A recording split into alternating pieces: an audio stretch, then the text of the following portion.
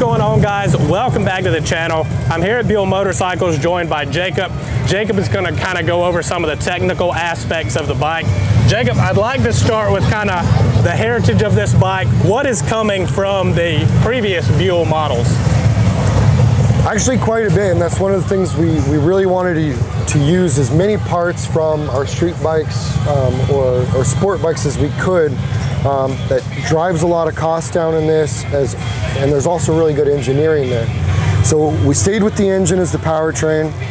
Swing arm helps us keep the weight way down. And the engine is putting out what kind of numbers? We're shooting in 175, 180. This has a race exhaust on there, so we can kind of, push the numbers a little bit. Which, just as a reminder to those at home, is far exceeding any other cruiser that's out there. Even if you build it, you're spending 15, 20 grand to maybe get those numbers, so pretty impressive. Yeah, I mean, when you start with the 185, it's easy to kind of come down. Right. Yep. And then you were saying the swing arm is also from... Yep, and that's taken from the sport bikes as well. Okay. We know it works. It's super lightweight, and instead of designing a whole new, steel tube swing arm or some sort of square stock out the back, we're saving massive amounts of weight right there. And that's some of the criticisms I've seen online as far as the swing arm and the engine is, they're not developing anything new. But in my mind, like you said, I won't try it and true and test it. Yeah. Because on the other side of that, just like with anything brand new, everybody says, don't buy the first one, let them work the bugs out. Yeah, the bugs have been worked out, which is kind of the good thing about repurposing some of these parts, if you will, to this bike, is they're proven on the track with some of the best machines that have ever been made. Not just that, millions of miles have been put on this design, so there's proof in that. Yeah, exactly. What about the front end here? So the front end is borrowed as well from the sport bikes. It uses the BPFs, but they've been modified. We've lengthened the lowers, and we put GP internal cartridges in here to get kind of that super bike feel. Yeah, and that's more of a custom approach to this. What it'll be standard might be a version of the BPFs, or we're looking at some other higher end options as well that allude to the quality of this bike.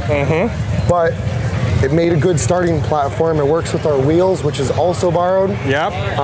With cruisers, like big baggers, going into like King of the Baggers and racing and stuff like that. Yeah. They're moving to 1717s because of the performance aspect. Right. The type of tires that are available, the sizes that are available, and the handling characteristics of a 1717. We wanted to just go straight there instead of just an aesthetic, 19 front, 18 rear, 16 rear, just because that's the normal. Right. This isn't normal anymore. Yeah, exactly. This thing is far from normal. And I want to go back to the front suspension and talk about that. Yeah. Just because I think everybody would agree, no matter the manufacturer, that is a weak link in the cruiser system. I think anybody, as soon as you start building and you want to talk about a performance bike, the suspension is just, and I get that they're kind of up against a lot and that they don't know the rider height and weight and passenger, no passenger, all this kind of stuff. But I still feel that they could give us a better starting point, and you guys are kind of setting the bar with that. And part of that is they're moving a lot of weight, so their suspension is limited in what they can actually do with it performance-wise. They can make it good for stopping and good for going, but they're still not fast. So we made this thing super lightweight.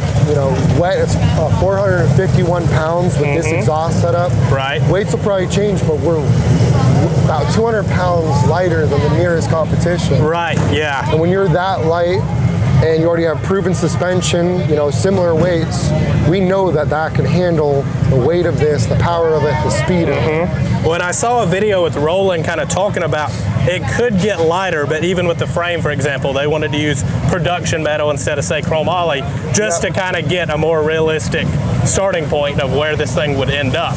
So yeah, it could get a little heavier, but it's also possible to get it lighter if you need to. But again, we're so much lighter than anything in this category.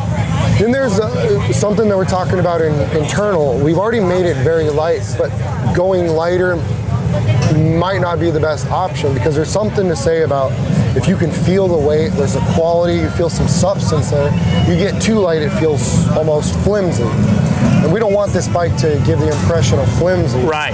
We want it to feel stout, sturdy, and reliable. Mm-hmm. And yep. and it would still have that flickability, but still be solid and stable. Yep. Yeah, I like that a lot.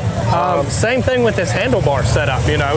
To have a stabilizer on there, do you think the production bike will have the stabilizer, all that stuff on it? Yeah, we plan on doing that as well because we have standard stabilizers on there. Yep. With the amount of power and the torque that these things put out at speed, under acceleration, you can kind of get a light front end, so you want to be able to keep that stable as you're getting ready to enter a turn. Yep. And again, industry leading in that the competition's not doing this, you know, at least not on most models. One of the things that we did with Roland and he pushed for was the risers and using standard like spacing patterns, like the 4-inch pattern that Harley uses. Yep. So that customers can find accessories, modify their vehicles the way that they want to. There will be that appeal. If everything's proprietary through us, they might be turned off from that, and it's not really working well with our partners such as Roland. And that's funny you say that because these are the exact risers I have on my bike in the exact size, and I went through a lot of stuff to get there and find what I thought was best, and that's where I ended up, you know. And that wasn't, I didn't get anything free, whatever. I bought those with my own money, and it's because it was the best. That's what I wanted to go with. Mm-hmm. Yeah, and we want to kind of stay true to that concept and work with people in the aftermarket for accessories and use common stuff so they can just plug and play. They don't have to redevelop a whole bunch of stuff just to customize their bike, because everybody wants something unique. Yep. This bike's already unique, and to make it their own after that, you don't want to limit them. Well, and that's what I like about this, you know, is it's already so much farther above anything else, you know. Myself and other people included, I'm sure, dumping $10,000, $15,000, $20,000 into our bike to get to this point. Yeah, you know, it would be nice to be able to ride one off, you know, the showroom floor, have it delivered to your house, take off and say, okay, this is good. You may, you know, you'll do small things here and there, but to not feel like, oh, it's really lacking in one area or the other. I feel like it's really well-rounded.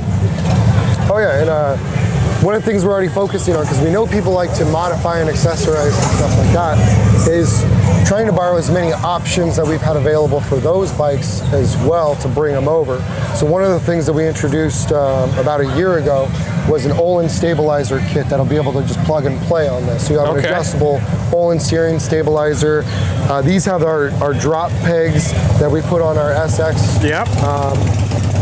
And hoping to have an exhaust option as well. One of my favorite features that we added on this, just more for fun than anything, is our quick shifter setup that we put on the race bikes. Okay. So this one has the quick shifter on it, and that'll be available plug and play for this model. Yep. Which a lot of cruisers don't do. Yeah, no, I don't know anybody that's doing it, you know, or at least offering it, you know, without tons of extra work, not really plug and play. Or it's set up specifically for race. Yeah. The rear suspension on this bike right now is a modified race Penske, and it's been set up and sprung for this vehicle. But the mounting points for the swing arm to the frame are very similar as well. So it could use our standard Showa. On these, we could do a little bit of spring rate change to accommodate this handling characteristics, but all that stuff's still in development. Right. A Penske shot, you know, gives a little allude to race. And then talking with Roland's fabricator, Aaron, who's a friggin' genius, we both agreed we like the monoshock being exposed and, you know, showing that reservoir off. It alludes to more of the hot rod, the race, the mechanical side of it. And you know, I've heard a lot of guys say that's one of the things, you know, because whether we like to admit it or not, we spend some money. We like you to see we spent money. So with the Dynas, you can see, oh, he put some suspension on it. The new Softails, you don't see. So there's $1,000 shock in there and you don't see it, you know. So yeah, I agree. This is really nice that you can see, you know, high performance again. Yeah, and then it made really good use of, because the engine is offset cylinders, this side we have a little bit of negative space to make the frame symmetrical, So this fills in that negative gap. Yeah. Instead of putting the reservoir, over here, taking up valuable seat real estate. Yeah, sure. That also allowed us to get the seat height to about 29.5. Okay. Which is, I believe, the lowest in the industry for a big cruiser. I think so. Yeah. As far as I can recall off the top of my head. Okay. Well, good deal. Thank you, Jacob. We'll bring Bill in. We'll kind of talk about a little bit more things. Yeah. Thanks for your time, man. Yeah, no problem. All right, guys, so we've now been joined by the CEO, Bill Melvin of Buell Motorcycles, and he's going to talk a little bit more about production stuff. But I want to emphasize before we get started, this is something brand new. They're really making sure they nail down all the details, they get this right for themselves, but also the end consumer. So right now we're just kind of, going on rough estimates. Please do not hold them to any strict stuff. They're going to try to be as accurate with things as they can. But again, there is a lot of moving parts. What Bill's taking on here is incredible. And like we talked about, before when we were kind of going over the specs, this thing is already industry leading. So we're already kind of, in my opinion, ahead of most of the other stuff. But we want to refine it. We want to make sure it's good. Bill, thanks for doing this, man. I really appreciate it. Great to have you. That's awesome. So the first question, a lot of people are asking, how many of these things do you think we may end up with? And I ask that because everybody I've talked to about this bike says, as long as the price is right, I want one. Right. And that's hard to say because in the motorcycle community, people are hard critics. I've not seen one machine that has not been criticized. So far, I've yet to hear a negative thing about this bike. So we all want one, myself included. Right. What are the chances we're all going to get one? The chances are really good. Okay, good. Yep. But number one, we want to make sure that when the final product is out, that it's done right. Mm-hmm. And it's as close to this as possible for the production version. Right. Right. There are a few things that on the concept bike that Roland did on this bike that are super cool and stylish. The production version is going to have a little bit different blinkers.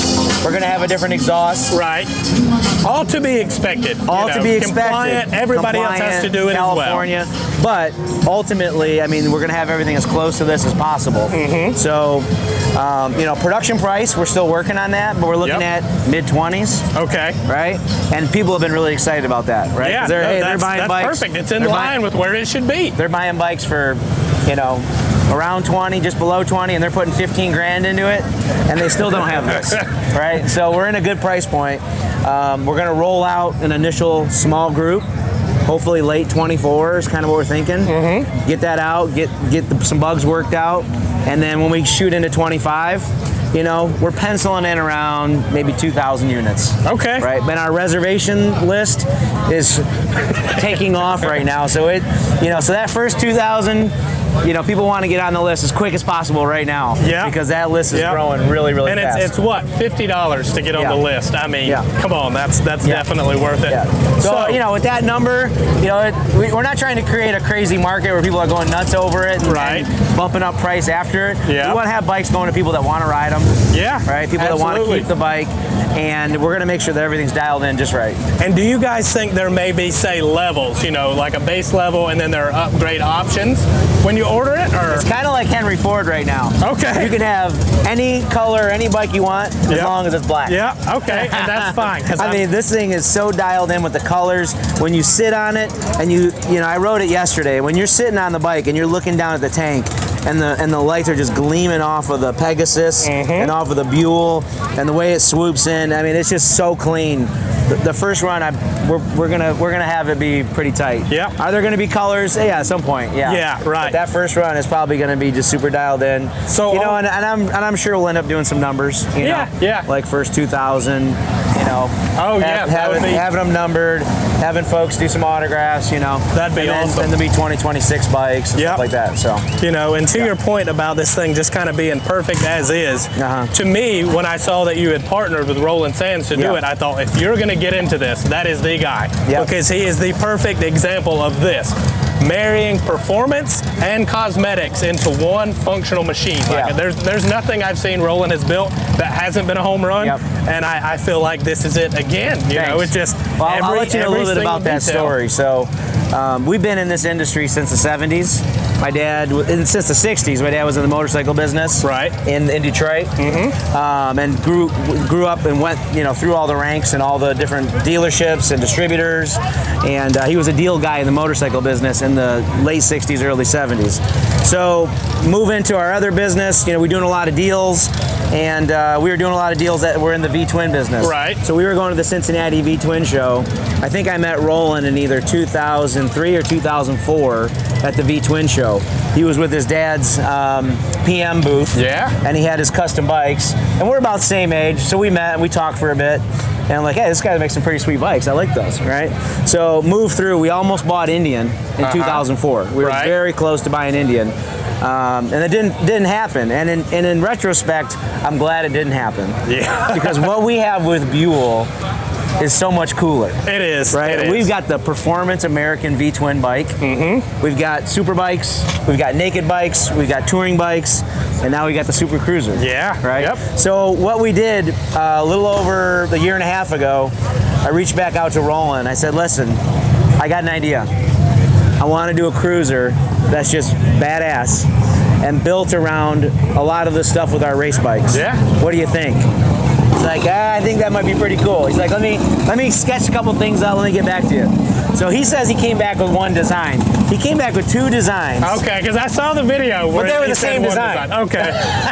They just had different brakes. Okay, gotcha. So one had our perimeter brake. And the other one had a dual disc. Okay. Right. And I said, hey, let's go with our single perimeter because that's a high performance front end brake system. And it says Buell. Right. So, but everything else he had already sketched up just 18 months ago. Okay. And then we started kicking into it, working out the logistics, working out timing, what we're doing with components, and then we connected our engineers into that and said, here's a list of specs that we want for production: ground clearance, seat height. That's really important. Certain things on rake, swing arm, and then it kicked into gear. Right? I don't know how much that bike. These bikes going by are loud. Guys, we're at Daytona Bike Week. Yeah, this it's is awesome. Gonna happen. Sorry. It's great. We love it. Yeah, exactly. So, so then it was a collaborative process over a year and a half of refining, getting into it, and really Aaron Boss, his fabricator, his other chief lead technician, Jacob Stark from our team, our engineers. I mean, it was a collaborative process to get to the final product. But really, we left them to do everything cool on this bike. Right? They came out with the initial layout design, which is very reminiscent of some other bikes in the early 80s that everyone loves. Hey, well, let's talk about that, because that was one of the criticisms, if you will, that I'll say that I said is, FXR. Well, a lot of people somehow are not aware that Eric Buell helped create the FXR. So I think you're well within your rights to borrow anything you want from that. But on that note, the FXR was great. It was loved. Why not? It's not a bad thing. The thing that is borrowed on this is it's just, a little bit of styling. But from there, it's been improved. Right? With race performance, race engine, race swing arm, race wheels. And it's, this is a completely new frame setup on our engine, our system. It's got our tank layout. But it does kick back to that. And the one thing that Eric did in that bike, he had a lot to do with the handling of it. And this bike handles as close to a race bike as possible. Which is what you want. With 180 horsepower. And that's what, like you said, this is what guys are trying to build, myself included. And I think I'm $15,000 deep. And I can tell I'm still going to fall short. I won't make the power. I don't have the suspension. What you guys have done here is, to me, it's setting a new industry standard. Thank you. I appreciate that. I mean, this thing is amazing. It's got a lot of us excited. But let's say I get one of these things and I need a part. How is that going to work? So we're setting up service centers all over the country, and then we're setting up premium service centers where they have bikes on the floor in big cities. Yeah, so fantastic. And then we also, I mean, we've got a great e-commerce business. We can overnight parts and do all of that. Yeah. So that part's pretty easy. Okay. But you know what we're doing really is we're making American motorcycles great again. You really are. You really are. I mean, I'm just so over the moon about this thing. Later today. Okay, good deal, good deal. All right, Bill, thank you so much for doing this, man. Thanks for coming. Congratulations, Great to be here. And thank you for doing this, man. Appreciate it. Yep.